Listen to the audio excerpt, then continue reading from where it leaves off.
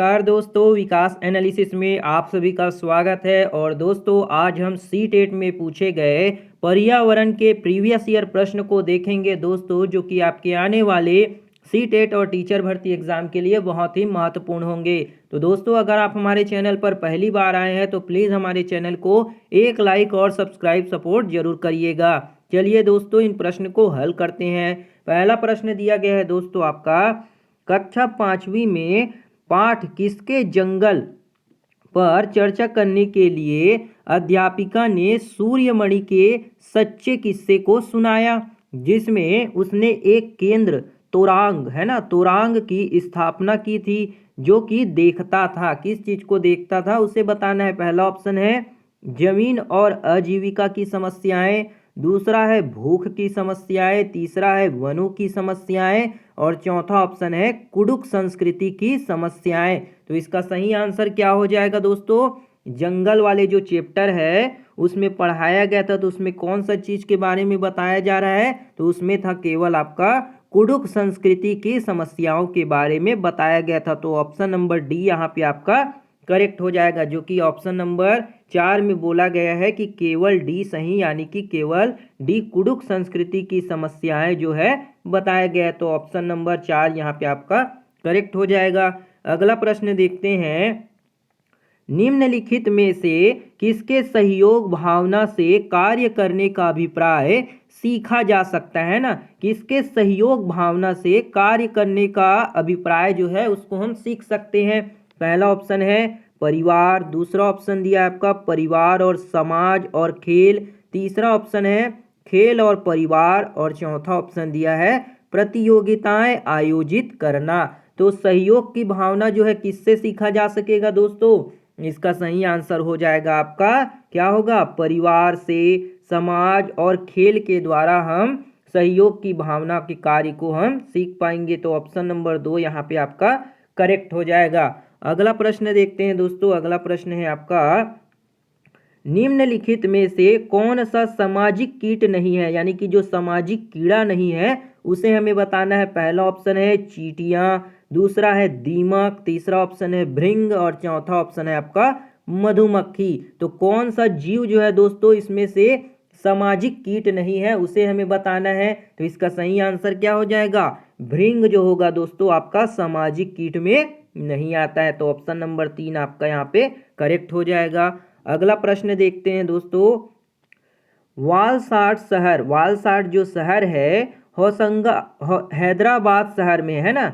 वालसाड शहर हैदराबाद तेलंगाना राज्य के समीप किस दिशा में स्थित है? जो वालसाड शहर है वो हैदराबाद के सापेक्ष किस दिशा में स्थित होगा, इसके बारे में बताना है। पहला ऑप्शन है दक्षिण पश्चिम, दूसरा ऑप्शन दिया है उत्तर में, तीसरा है पश्चिम और चौथा है आपका उत्तर पश्चिम में। तो वालसाड शहर हैदराबाद में कहाँ पे कौन सी दिशा में स्थित होगा दोस्तों? इसका सही आंसर हो जाएगा उत्तर पश्चिम में है ना। जो उत्तर पश्चिम है आपका ये नॉर्थ है और ये साउथ है ना, तो उत्तर पश्चिम में हो जाएगा। तो यहाँ पे हमारा वालसाड शहर जो है इस साइड स्थित है ना, तो ये हो गया हमारा उत्तर पश्चिम, यहाँ पे होगा दोस्तों वालसाड शहर। तो ऑप्शन नंबर यहाँ पे आपका जो चौथा है वो क्या हो जाएगा? उत्तर पश्चिम आपका करेक्ट हो जाएगा। अगला प्रश्न देखते हैं दोस्तों, निम्नलिखित में से कौन सी मुद्रा अबू धाबी में प्रचलित है? अबू धाबी में जो मुद्रा यानी कि जो पैसा रुपया चलता है वो कौन सा प्रचलित है? पहला ऑप्शन है डॉलर, दूसरा है रुपया, तीसरा है दिरहम और चौथा है टका। तो अबू धाबी में कौन सा जो है करेंसी चलता है दोस्तों? इसका सही आंसर क्या होगा? वो हो जाएगा आपका दिरहम है ना। दिरहम जो है अबू धाबी की मुद्रा है। तो ऑप्शन 3 यहाँ पे आपका करेक्ट हो जाएगा। अगला प्रश्न देखते हैं, चिराव नृत्य में व्यक्ति बांस की डंडियों को पकड़कर युग्म में एक दूसरे के आमने सामने जमीन पर बैठते हैं। जैसे ही ढोल बजता है बांस को जमीन पर पीटा जाता है। नर्तक बांस की डंडियों के अंदर और बाहर पैर रखते हैं और कूदते हैं, ताल पर नाचते हैं। निम्नलिखित में से कहाँ पर चिराव का नृत्य जो है किया जाता है? तो चिराव का नृत्य कहाँ करते हैं दोस्तों? पहला ऑप्शन है आपका मिजोरम, दूसरा है मणिपुर, तीसरा है असम और चौथा है आपका उड़ीसा। तो चिराव का नृत्य कहाँ पे किया जाता है दोस्तों? तो वो किया जाता है आपका मिजोरम में, है ना। मिजोरम में किया जाता है चिराव का नृत्य। दोस्तों आप हमें कमेंट बॉक्स में बताइएगा कि मिजोरम की राजधानी जो है, इसकी राजधानी क्या होती है, उसको हमें आप कमेंट करके जरूर बताइएगा, है ना। क्योंकि राजधानी से भी एग्जाम में कई बार प्रश्न बना लिए जाते हैं, तो राजधानी आप हमें कमेंट बॉक्स में जरूर बताइएगा। अगला प्रश्न देखते हैं। छत पर वर्षा के पानी का संरक्षण करके भौम जल को पुनः संशोधित किया जाता था। इस पारंपरिक विधि का उपयोग निम्नलिखित में से किस राज्य में किया गया था, है ना। जो वर्षा के पानी होते हैं उसमें छत पर जो गिरते हैं उसको क्या कर देते हैं, संशोधित, यानी कि उसको स्टोर करके रखने की जो पारंपरिक विधि है वो किस राज्य में उपयोग किया जाता है? पहला ऑप्शन है मध्य प्रदेश, दूसरा है राजस्थान, तीसरा ऑप्शन दिया है बिहार और चौथा है आपका पंजाब। तो इसका सही आंसर क्या हो जाएगा दोस्तों? वो हो जाएगा आपका क्या, राजस्थान। राजस्थान के लोग जो है वर्षा के पानी को अपने छत में क्या करते हैं, संरक्षण करके यूज करते हैं। तो ऑप्शन नंबर 2 राजस्थान आपका यहाँ पे करेक्ट हो जाएगा। अगला प्रश्न देखते हैं दोस्तों। भारत के निम्नलिखित राज्यों में से ब्रह्मपुत्र नदी कहाँ से होकर बहती है, यानी कि जो ब्रह्मपुत्र नदी है वो किस राज्य से होकर गुजरती है या बहती है? पहला ऑप्शन है आपका असम और मिजोरम, दूसरा है मेघालय, तीसरा ऑप्शन है अरुणाचल प्रदेश और असम, चौथा ऑप्शन है आपका त्रिपुरा और मणिपुर। तो ब्रह्मपुत्र नदी कौन से राज्य से होकर गुजरती है या बहती है दोस्तों?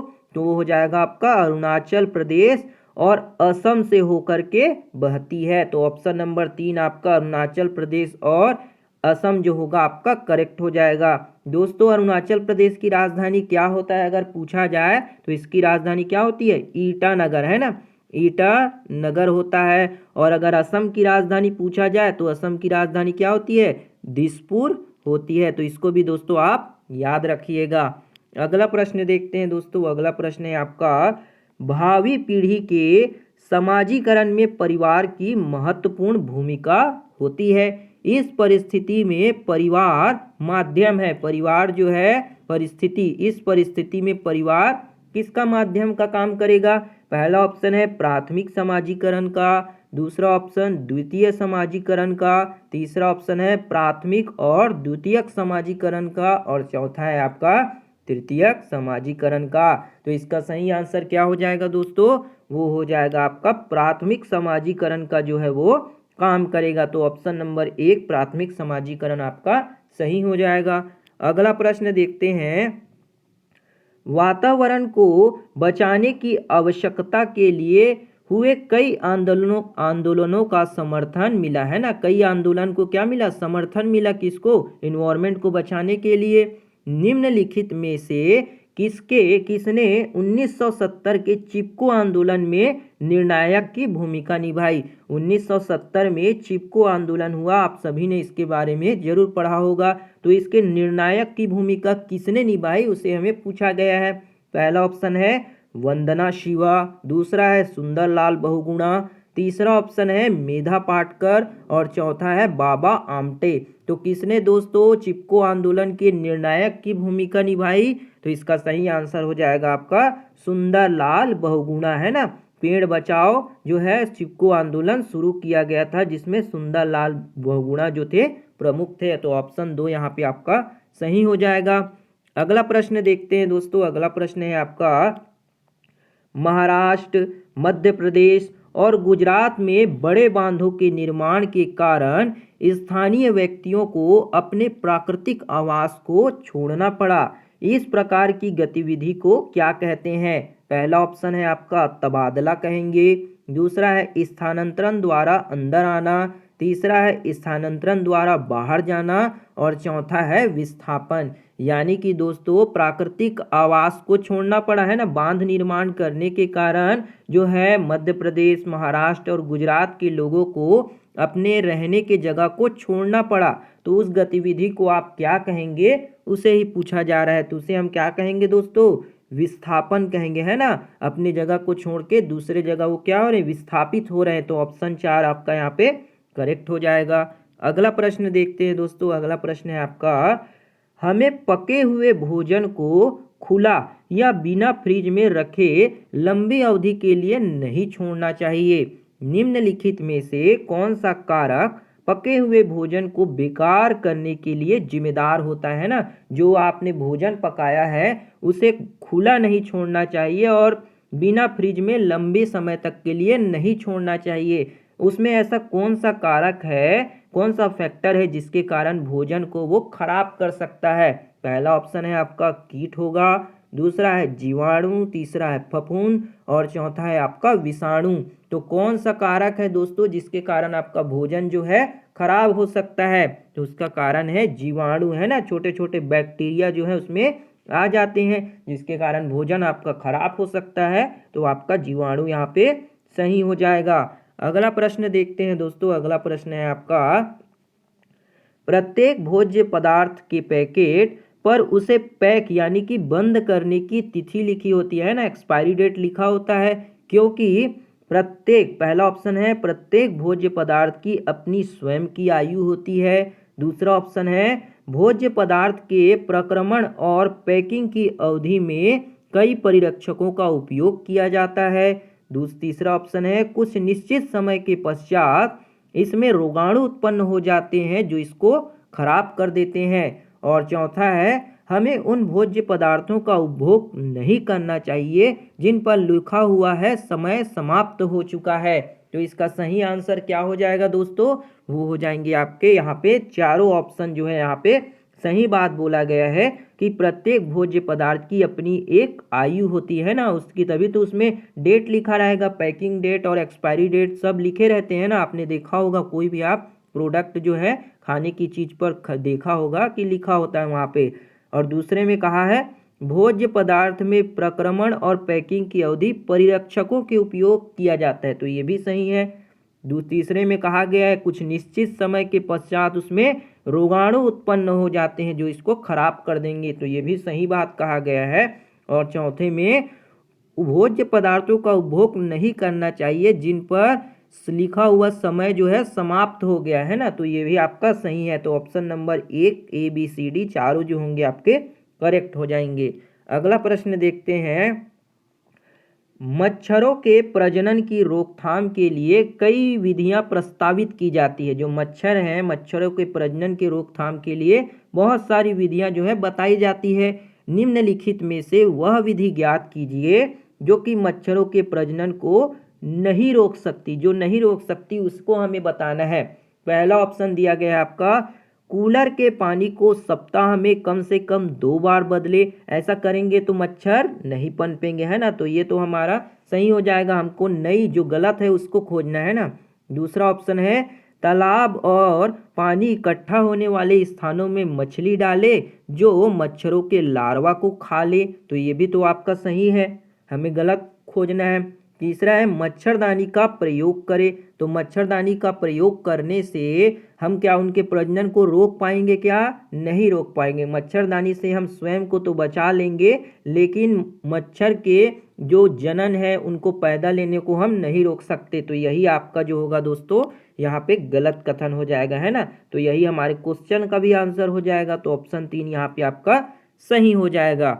और फोर्थ ऑप्शन में कहा गया है यदि किसी स्थान पर पानी जमा हो गया है तो तेल का छिड़काव कर देंगे, है ना। केरोसिन का छिड़काव करेंगे तो मच्छर क्या होंगे, मर जाएंगे, उनके लार्वा जो है मर जाएंगे, तो उन प्रजनन नहीं कर पाएंगे, है ना। तो ये हमारे क्वेश्चन का आंसर नहीं होगा। हमें जो बोला गया है कि जो प्रजनन को नहीं रोक सकती, तो मच्छरदानी नहीं रोक पाएंगे, तो ऑप्शन 3 यहाँ पे आपका करेक्ट हो जाएगा, है ना। तो अगला प्रश्न देखते हैं दोस्तों, दस्त के रोगियों को चिकित्सक परामर्श देते हैं वे अधिक मात्रा में उबाल कर ठंडा किया हुआ पानी जिसमें चुटकी भर नमक व थोड़ी सी चीनी मिला हो पिए।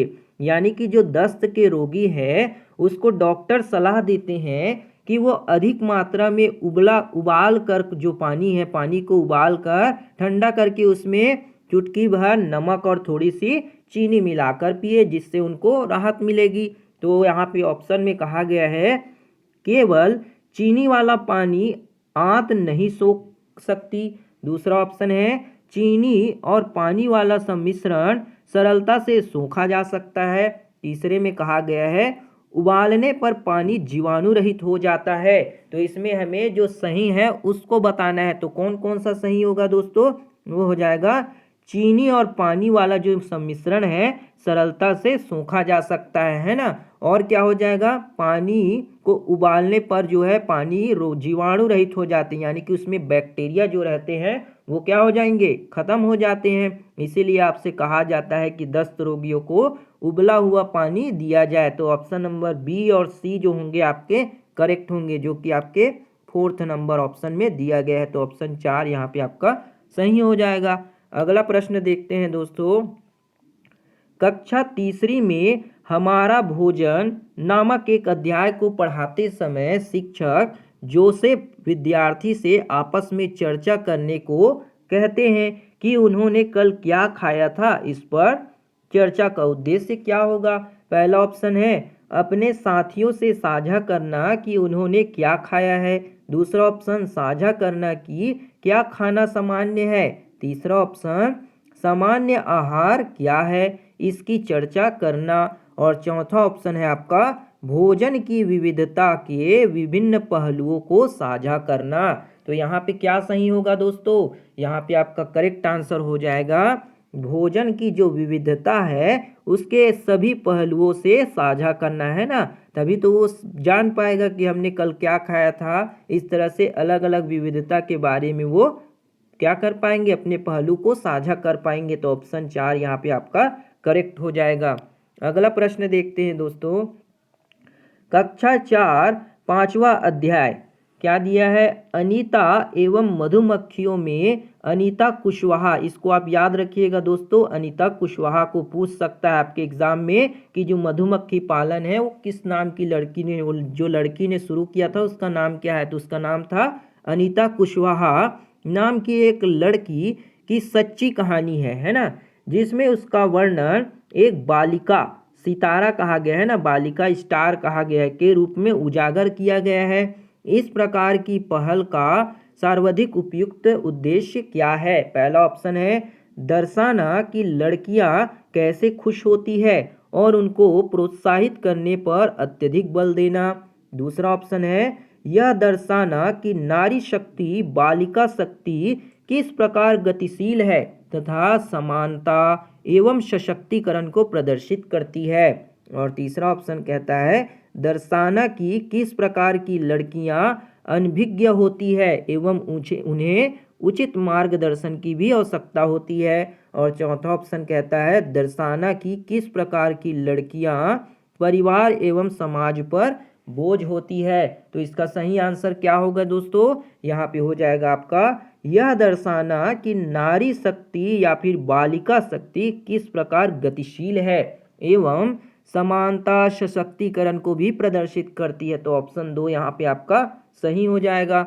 अगला प्रश्न देखते हैं दोस्तों। अगला प्रश्न है आपका कक्षा 4 के अध्याय दुनिया मेरे घर में, दुनिया जो है मेरे घर में नामक कहानी अक्षय के बारे में है, जो बताता है कि कैसे उसकी दादी उसे अनिल के घर कुछ भी खाने या पीने के लिए जो है मना करती है, खाने पीने के लिए क्या करती है? मना करती है। इस कहानी से बच्चों को कौन सी महत्वपूर्ण शिक्षा मिलती है? पहला ऑप्शन है जाति भेदभाव एवं अस्पृश्यता का अस्तित्व। दूसरा है हमारे समाज में समानता और सामंजस्य का अस्तित्व। तीसरा ऑप्शन कहता है सांप्रदायिकता का अस्तित्व। और चौथे ऑप्शन में कहा गया है धार्मिक भेदभाव का अस्तित्व। तो इसका सही आंसर क्या हो जाएगा दोस्तों? वो हो जाएगा आपका जाति भेदभाव एवं अस्पृश्यता यानी छुआछूत के अस्तित्व को ये है निखारता है। तो ऑप्शन नंबर 1 यहाँ पे आपका करेक्ट हो जाएगा। अगला प्रश्न देखते हैं दोस्तों। निम्नलिखित में से कौन सा कथन ईवीएस यानी कि पर्यावरण में सहपाठी आकलन को परिभाषित करता है? सहपाठी के जो आकलन है उसको कैसे परिभाषित करता है? पहला ऑप्शन है यह शिक्षा एवं ज्ञानवर्धक पर विद्यार्थियों के स्वयं के आकलन पर केंद्रित करता है। दूसरा ऑप्शन है यह विद्यार्थी के लिए कार्य करते समय उस पर केंद्रित होता है। और तीसरा ऑप्शन कहता है विद्यार्थियों पर केंद्रित होता है जब वो दूसरे विद्यार्थियों का आकलन जोड़ों में या फिर ग्रुप समूह में कर रहे हो। और चौथा ऑप्शन में कहा गया है विद्यार्थियों के समूह में शिक्षा एवं प्रगति पर केंद्रित होता है। तो ईवीएस में दोस्तों सहपाठी आकलन के लिए इनमें से कौन सा ऑप्शन सही हो जाएगा? वो होगा दोस्तों आपका विद्यार्थियों पर ये केंद्रित होता है जब वो दूसरे विद्यार्थियों का आकलन जो है जोड़ों में या फिर समूह बनाकर करते हैं। तो ऑप्शन नंबर 3 यहाँ पे आपका करेक्ट हो जाएगा। अगला प्रश्न देखते हैं दोस्तों। कक्षा 3 के अध्याय हम चीजें कैसे बनाते हैं, है ना, हम चीजों को कैसे बनाते हैं में दिवाली की कहानी किस पर केंद्रित की गई है? जो दिवाली की कहानी को बताया गया है वो किस पर केंद्रित की गई है? पहला ऑप्शन है शारीरिक श्रम की मर्यादा की अवधारणा, दूसरा है घरेलू कामकाज में लिंग संबंधी भेदभाव की अवधारणा, तीसरा ऑप्शन है समान कार्य के लिए समान पारिश्रमिक या वेतन की अवधारणा, और चौथा ऑप्शन है आपका व्यवसाय की अवधारणा। तो इसका सही आंसर क्या होगा दोस्तों? वो हो जाएगा आपका घरेलू कामकाज में लिंग संबंधी भेदभाव की अवधारणा के लिए ही इस अध्याय में जो हम चीजें कैसे करते हैं उसमें दिवाली की कहानी को केंद्रित किया गया है। तो ऑप्शन 2 यहाँ पे आपका सही हो जाएगा। अगला प्रश्न देखते हैं दोस्तों। मौखिक इतिहास समाज के विशिष्ट समूहों के अनुभव का समन्वय करने का महत्वपूर्ण साधन है। इस संदर्भ में इंगित कीजिए कि कौन सा कथन इसके उपयोग को सबसे अच्छी तरह से दर्शाता है? पहला ऑप्शन है शिक्षक छात्रों को भारत की स्वतंत्रता से संबंधित ऐतिहासिक तथ्यों को मौखिक रूप से याद करने को कहते हैं। दूसरा ऑप्शन है शिक्षकों में भारत के इतिहास का मौखिक प्रस्तुतिकरण करने को कहते हैं। तीसरा ऑप्शन शिक्षक अपने छात्रों से उनके दादा दादी नाना नानी के स्वतंत्रता संग्राम के अनुभव को एकत्र करने को कहते हैं। और चौथा ऑप्शन में कहा गया है शिक्षक छात्र से प्रसिद्ध स्वतंत्रता सेनानियों के नामों की सूची मौखिक रूप से प्रस्तुत करने को कहते हैं। तो इसका सही आंसर क्या हो जाएगा दोस्तों? वो हो जाएगा आपका शिक्षक अपने छात्रों से उनके दादा दादी नाना नानी के स्वतंत्रता संग्राम के अनुभव को एकत्र करने के लिए कहते हैं। तो इस तरह से दोस्तों यह जो होगा सबसे उपयुक्त कथन होगा, है ना। तो ऑप्शन नंबर 3 आपका यहाँ पे करेक्ट हो जाएगा। अगला प्रश्न देखते हैं दोस्तों। स्थान विशेष को समझने के लिए बच्चों को मानचित्र बनाने की कला का ज्ञान आवश्यक है। प्रस्तुत वाक्यों में से कौन सा मानचित्र के बारे में सही होगा? पहला ऑप्शन दिया गया है आपका मानचित्र सदैव यह मानकर बनाया जाता है कि व्यक्ति किस स्थान को जमीन से देख रहा है। दूसरा ऑप्शन में कहा गया है वस्तुओं, दीवारों, सड़कों आदि के लिए हम चिन्ह का प्रयोग करते हैं। तीसरा ऑप्शन में कहा गया है हम वास्तविक दूरियों का नाम कर उन्हें दर्शाते हैं। चौथा ऑप्शन मानचित्र में उत्तर दिशा सदैव सबसे ऊपर के हाशिए पर होती है। तो इसका सही आंसर क्या हो जाएगा दोस्तों? स्थान विशेष में समझाने के लिए बच्चों को मानचित्र में बनाने की कला का ज्ञान क्यों आवश्यक होना चाहिए? इसमें सही ऑप्शन क्या हो जाएगा आपका? वो हो जाएगा आपका वस्तुओं, दीवारों, सड़कों आदि के लिए हम किसका चिन्ह का प्रयोग करते हैं ना, आप अलग अलग साइन का बोर्ड का यूज करते हैं इसके लिए। और चौथा ऑप्शन में कहा गया है मानचित्र में उत्तर की दिशा सदैव ऊपर के हाशिए पर होती है ना। तो ऑप्शन नंबर आपका बी और डी जो होगा यहाँ पे आपका करेक्ट हो जाएगा, जो ऑप्शन नंबर 2 में आपका दिया गया है। तो बी और डी यहाँ पे आपका सही हो जाएगा। अगला प्रश्न देखते हैं। निम्नलिखित में से कौन सा साधन जल के अभाव एवं इसका किसी क्षेत्र पर पड़ने वाले प्रभाव की चर्चा का सर्वानम माध्यम है ना, सर्वानम माध्यम है उसे हमें बताना है। पहला ऑप्शन है पाठ्य पुस्तकें, दूसरा है श्रव्य साधन, तीसरा है विश्वकोश, चौथा ऑप्शन है समाचार पत्र की रिपोर्ट्स। तो कौन सा साधन है दोस्तों जो जल के अभाव और इसका किसी क्षेत्र पर पड़ने वाले प्रभाव के बारे में सबसे अच्छे तरीके से बताने का माध्यम है? तो इसका सही आंसर क्या हो जाएगा? वो हो जाएगा आपका समाचार पत्र की रिपोर्ट्स के आधार पर हम बता सकते हैं। तो ऑप्शन 4 यहाँ पे आपका करेक्ट हो जाएगा। अगला प्रश्न देखते हैं दोस्तों। अगला प्रश्न है विद्यार्थियों के ईवीएस यानी पर्यावरण सीखने के संदर्भ में निम्न में से कौन सा कथन सही है? यानी कि जो स्टूडेंट है पर्यावरण को कैसे सीखते हैं, किस तरह से सीखेंगे, उसके बारे में जो सही कथन है उसको हमें बताना है।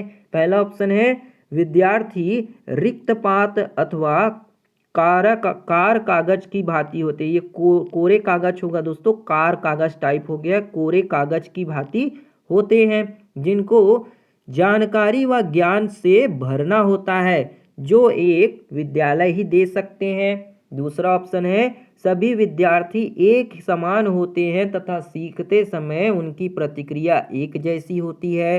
तीसरा ऑप्शन है आपका विद्यार्थियों के सीखने का तरीका सर्पीला या पेचीदा होता है, प्रत्येक बच्चा अद्वितीय होता है, वह परिस्थितियों से सीखने व प्रतिक्रिया अपने ढंग से करता है। ये डग लिखा गया है, ढंग होगा है ना, ढंग से देता है। और चौथा ऑप्शन है विद्यार्थी रैखिक रूप से सीखते हैं अतः नया ज्ञान पिछले तथ्यों व जानकारी से ही प्राप्त किया जा सकता है। तो विद्यार्थियों के पर्यावरण सीखने में कौन सा कथन जो है दोस्तों इन चारों में से सही होगा? तो वो हो जाएगा आपका विद्यार्थियों के सीखने का तरीका कैसा होगा? सर्पीला, पेचीदा होता है, प्रत्येक बच्चा जो होता है अपने आप में यूनिक होता है, अद्वितीय होता है, वह परिस्थितियों से सीखना व प्रतिक्रिया अपने ढंग से देता है। तो ऑप्शन 3 यहाँ पे आपका करेक्ट हो जाएगा। अगला प्रश्न देखते हैं दोस्तों।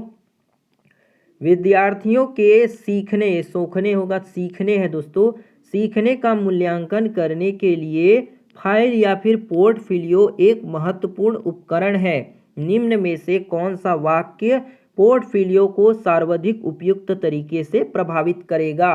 पहला ऑप्शन है विद्यार्थी के लिए विषय में जानकारी उनके स्वाभाविक परिवेश में एकत्र होती है, इसका आधार पढ़ाने की क्रिया में शिक्षक का अवलोकन हो सकता है। दूसरे ऑप्शन में कहा है इसमें एक निश्चित समय में एकत्र व विश्लेषित किए गए आंकड़े जो हैं होते हैं। तीसरा ऑप्शन व्यवस्थित ढंग से विशेष व्यवहार को अंकित करना जिससे विशिष्ट पहलू पर ध्यान केंद्रित हो सके। और चौथा ऑप्शन है आपका एक निश्चित समय में विद्यार्थी के कार्यों को एकत्र करना, अधिकतम दिन प्रतिदिन के कार्य या विद्यार्थी के सर्वोत्तम कार्य को चुन लेना है। तो इसका सही आंसर क्या हो जाएगा दोस्तों? वो हो जाएगा आपका एक निश्चित समय में विद्यार्थी के कार्यों को एकत्र करना, अधिकतर दिन प्रतिदिन के कार्य या फिर विद्यार्थी के सर्वोत्तम कार्य को चुन लेना है। तो ऑप्शन 4 यहाँ पे दोस्तों आपका सही हो जाएगा। अगला प्रश्न देखते हैं दोस्तों। कक्षा में विरोध की स्थिति अक्सर उजागर होती है ना, कक्षा में विरोध की स्थिति हमेशा अक्सर क्या होगी? उजागर होती है। जब कोई छात्र किसी सामाजिक सांस्कृतिक विषय पर चर्चा प्रारंभ करता है तब एक शिक्षक के रूप में आपकी प्रतिक्रिया क्या होगी? आप उसे कैसे हैंडल करेंगे? पहला ऑप्शन है आपका आप छात्र से कहेंगे कि ध्यान भंग ना करे एवं अध्ययन के विषय पर ध्यान केंद्रित करे। दूसरा ऑप्शन है आपका छात्र से कहेंगे कि वे अपने अनुभव साझा करें और कक्षा में इस विषय पर संबोधन करे। तीसरा ऑप्शन है छात्र से कहेंगे कि वह अपने माता पिता से पूछे, वह विद्यालय में इस विषय को ना उठाए। और चौथा ऑप्शन दिया गया है आपका छात्र से कहेंगे कि वह कक्षा के उपरांत आपसे इस विषय पर चर्चा करे। तो इसमें सही ऑप्शन क्या हो जाएगा दोस्तों? वो हो जाएगा आपका छात्र से कहेंगे कि वह अपने अनुभव को क्या करे? शेयर करे और कक्षा में इस विषय पर संबोधन करे और सबको बताए। तो ऑप्शन नंबर 2 जो होगा यहाँ पे आपका करेक्ट हो जाएगा। अगला प्रश्न देखते हैं दोस्तों। एक अध्यापिका की इच्छा है कि उसके छात्रों से वनस्पतियों के बारे में समझ व ज्ञान विकसित हो। इसके लिए उसे निम्न में से क्या करना चाहिए? पहला ऑप्शन है वह छात्रों से पौधों के नाम कंठस्थ करके कक्षा में उसे बताने को कहे। दूसरा ऑप्शन है छात्रों से कहे कि वह विभिन्न प्रकार के पौधों के बारे में अपने माता पिता से पूछे। तीसरा ऑप्शन है छात्रों को अपने साथ विद्यालय के बगीचे में चलने को कहे तथा वहां पर सभी पौधों की पहचान करने को कहे। चौथा ऑप्शन है आपका छात्रों से कहे कि वह स्वयं वीडियो देखकर पौधे की पहचान करे। तो ये तो गलत हो जाएगा दोस्तों। यहाँ पे हमें जो सही है उसे पहचानना है। तो क्या होगा दोस्तों इसका सही ऑप्शन? वो हो जाएगा छात्रों को अपने साथ विद्यालय के बगीचे में चलने को कहना चाहिए और वहां पर सभी पौधों की पहचान करने को कहें। यही जो होगा दोस्तों आपका करेक्ट आंसर हो जाएगा। अगला प्रश्न देखते हैं दोस्तों। अगला प्रश्न है आपका कक्षा तीसरी के छात्रों को संचार के माध्यम यानी कि संचार कम्युनिकेशन का जो मीडियम है विषय पढ़ाते समय फराह अपने छात्रों में अन्वेषण को प्रोत्साहित करने के लिए निम्न में से कौन सी नीतियों का उपयोग करेंगे, है ना। कम्युनिकेशन के जो माध्यम है उसके बारे में पढ़ाया जा रहा है, तो कौन से जो है विधियों के लिए या नीतियों के लिए उस छात्र को प्रोत्साहित किया जाएगा। पहला ऑप्शन है आपका छात्र से कहेंगी कि वे संचार के माध्यमों के चित्र एकत्र करें व उन्हें वर्गीकृत करें। दूसरा ऑप्शन है आपका संचार के माध्यमों पर एक वीडियो दिखाएगी। तीसरा ऑप्शन है छात्रों से कहेगी कि वे संचार के माध्यमों पर अपने अनुभव बताएं एवं उन पर चर्चा करें। चौथा ऑप्शन है संचार के माध्यमों पर एक पावर पॉइंट जो है प्रस्तुतिकरण दिखाएगी। तो इसका सही आंसर क्या हो जाएगा दोस्तों? वो हो जाएगा आपका जिसमें ए में कहा गया है छात्रों से कहेगी वे संचार के माध्यमों की चित्र एकत्र करें और उन्हें वर्गीकृत करें। तो ये तो आपका करेक्ट हो जाएगा। और क्या होगा दोस्तों? छात्रों से कहेगी कि वे संचार के माध्यमों पर अपने अनुभव बताएं और उन पर चर्चा करें। तो ये भी आपका करेक्ट हो जाएगा, यानी कि ए और सी जो होंगे आपके करेक्ट ऑप्शन होंगे, जो कि आपके ऑप्शन नंबर 2 में यहाँ पर दिया गया। तो ऑप्शन 2 आपका यहाँ पे सही हो जाएगा। अगला प्रश्न देखते हैं दोस्तों। कक्षा 3 के अध्याय ऊंची उड़ान में पक्षियों के विषय पर चर्चा करते हुए शिक्षक टीना छात्रों से कहती है कि वे अपने आसपास पक्षियों व उनकी विशेषताओं का अवलोकन करें। इस क्रियाकलाप का लक्ष्य क्या होगा? पहला ऑप्शन है छात्रों में पक्षियों से संबंधित जानकारी का आधार विकसित करना। दूसरा ऑप्शन है छात्रों में पक्षियों के बारे में ज्ञान का आधार विकसित करना। तीसरा ऑप्शन है छात्रों में पक्षियों के प्रति रुचि विकसित करना। और चौथे ऑप्शन में कहा गया है छात्रों में पक्षियों के बारे में वैज्ञानिक समझ विकसित करना। तो इसका सही आंसर क्या हो जाएगा दोस्तों? वो होगा छात्रों में पक्षियों के प्रति जो है रुचि विकसित करना, है ना, इंटरेस्ट जगाना जो होगा टीचर का उद्देश्य है। तो ऑप्शन नंबर 3 यहाँ पे आपका करेक्ट हो जाएगा। अगला प्रश्न देखते हैं दोस्तों। सीमा एक ईवीएस यानी पर्यावरण की अध्यापिका है। छात्रों को अपने आसपास की वस्तुओं को संग्रहित करने के लिए कहती है। उन वस्तुओं जैसे कि आपका धातु का पेन, स्टील की चम्मच, प्लास्टिक की चम्मच आदि को पानी की बाल्टी में डालकर देखें कि वे तैरती है अथवा डूब जाती है। छात्रों ने पूछा कि स्टील की चम्मच क्यों डूबी और प्लास्टिक की चम्मच क्यों तैर रही है। वे छात्रों को घनत्व यानी कि डेंसिटी के बारे में बताना आवश्यक नहीं समझती, क्योंकि पहला ऑप्शन है वे घनत्व का प्रत्यय याद नहीं रख पाएंगे। दूसरा ऑप्शन है वे घनत्व की वैकल्प अवधारणाएं बना लेंगे। तीसरा ऑप्शन है वे घनत्व उच्च कक्षाओं में पढ़ेंगे। और चौथे ऑप्शन में कहा गया है आपका वे घनत्व को समझने के लिए उससे संबंधित क्रियाकलाप नहीं कर पाएंगे। तो यहाँ पे सही आंसर क्या हो जाएगा दोस्तों? वो हो जाएगा आपका, वे घनत्व की जो वैकल्पिक अवधारणाएं हैं उसे बना लेंगे, इसी कारण से उसे नहीं समझाया जा रहा है। तो ऑप्शन नंबर 2 यहाँ पे आपका करेक्ट हो जाएगा। तो ये थी दोस्तों आपकी C-टेट में पूछे गए दोस्तों पर्यावरण के महत्वपूर्ण प्रश्न, जिसमें हमने आपको पर्यावरण और उसके पेडागोजी से जुड़े प्रश्न को समझाने की कोशिश की है। उम्मीद है दोस्तों आपको ये वीडियो पसंद आया होगा। अगर वीडियो बढ़िया लगा हो दोस्तों तो एक लाइक जरूर करिएगा, शेयर, सपोर्ट और सब्सक्राइब जरूर करिएगा। मिलते हैं दोस्तों अगली वीडियो में, तब तक के लिए जय हिंद, वंदे मातरम।